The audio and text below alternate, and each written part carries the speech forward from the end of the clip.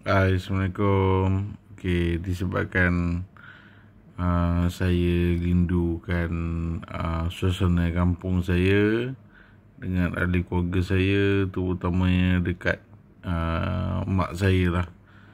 Jadi saya lukislah sebuah pemandangan dekat area rumah saya.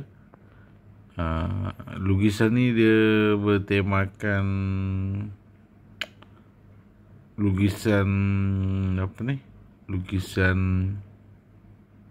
tangan je lah, lukisan biasa punya. Ni saya menggambarkan ibu saya balik daripada kebun dalam keadaan cuaca yang hujan renyai-renyai, balik ke rumah. Ni keadaan dia lah.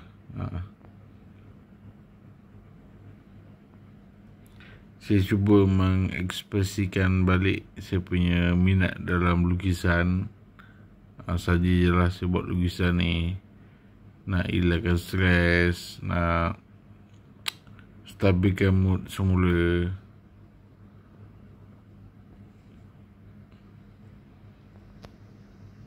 Okey, itu saja. Terima kasih.